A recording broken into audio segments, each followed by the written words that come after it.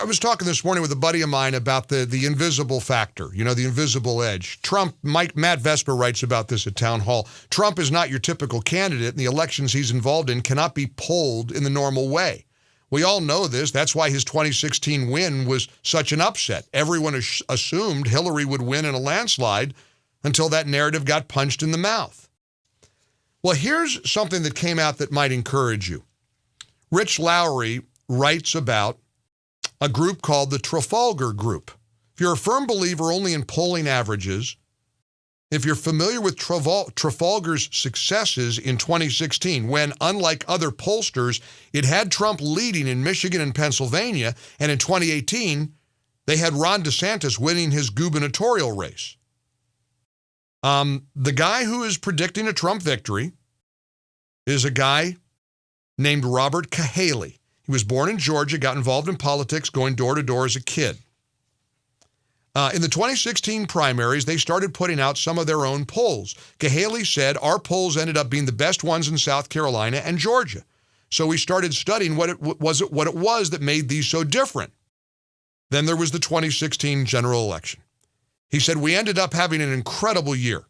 We got Pennsylvania right. We got Michigan right. We had the best poll in 5 of the battleground states in 2016, and I actually predicted 306 to 232 on the Electoral College. Much of Trafalgar's approach, Rich Lowry writes at National Review, focuses on accounting for the so-called social desirability bias. As Cahaly puts it, that's when a respondent to a poll gives you an answer that is designed to make the person asking the question be less judgmental of the person who answers it. This phenomenon showed up as long ago as the 1980s in the so-called Bradley effect, when the African-American mayor of Los Angeles, Tom Bradley, underperformed his polling in a gubernatorial race. It's been a hallmark of the Trump era. It's one reason other pollsters missed the victory of Ron DeSantis. Now, there's a lot of methodological differences, too. Methodological differences on how Trafalgar goes about its work. One is the number of questions on its surveys. He said, I don't believe in long questionnaires. When you're calling up mom or dad on a school night and they're trying to get the kids dinner and get them to bed and that phone rings at 7 o'clock at night, they're supposed to take a 30-question poll? No way. So anyhow, in Michigan, he sees Trump ahead. Overall, Cahaly sees another Trump victory.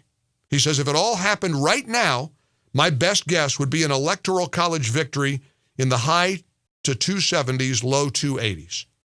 There it is. Among pollsters, you heard it from this guy first, and perhaps exclusively, it's a position he's been in before.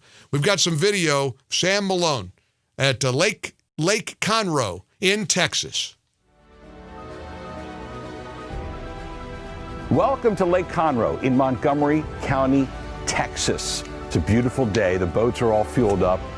Great breeze. Flags are being unfurled. Hey, America, check out how we do it in the Lone Star State. And there's the video of all these hundreds, if not thousands, of boats. I've seen them in Florida. They're happening in South Carolina, North Carolina, Georgia, and certainly Lake Conroe. There's the video. Welcome to Montgomery County. South from Texas. Thank you, Sam, for sending that video. The countdown is on. 2 weeks to go. We are making our country great. What a ride, huh?